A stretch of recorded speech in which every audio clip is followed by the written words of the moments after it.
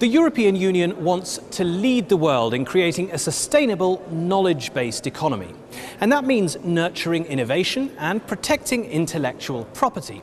And one of the best ways to do that is through a system of patents. Now, for the past decade, the EU has been working on creating a common patent system, and MEPs have been at the forefront of that process, which is why they're so annoyed that yet again the process has run into trouble.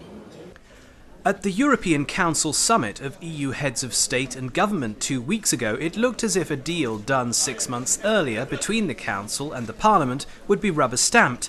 MEPs were then expecting to vote in favour of creating a unified EU patent system at last week's plenary session in Strasbourg. But at the summit, national governments decided, without warning, that disputes arriving from the common EU patent system could not be referred to the European Court of Justice, the EU's highest court.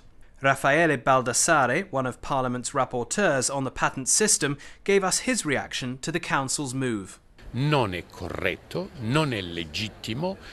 not right, it's not lawful, and it's not normal for the Council to violate the rules of co-legislation.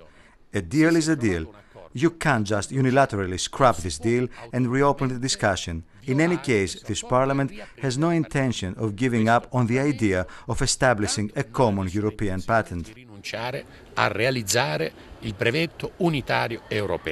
The common patent plan has been beset by arguments, including over where the patent court should be based. EU leaders have decided it should be split between Paris, London and Munich. And 2 EU member states, Spain and Italy, have decided to stay out because their languages have been excluded from the unified system. Nevertheless, MEPs are adamant that progress should continue. In Europe, registering a patent in just a part of the EU costs between 13 and 20,000 euros, and that's just for 1, 2 or maybe 3 countries at most. This not only limits the protection of intellectual property, but it also pushes up costs to make us uncompetitive with our major competitors.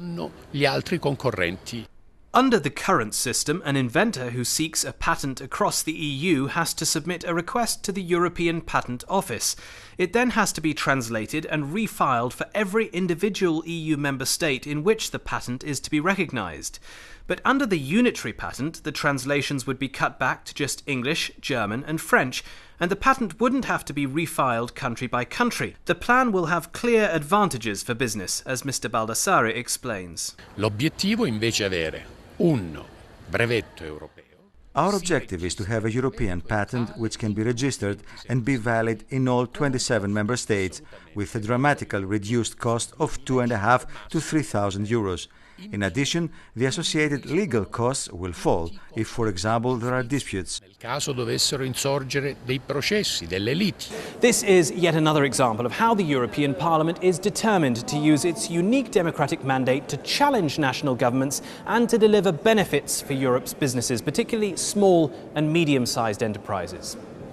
For more information on our group's activities, please visit our website, eppgroup.eu. Thanks for watching, and see you again soon.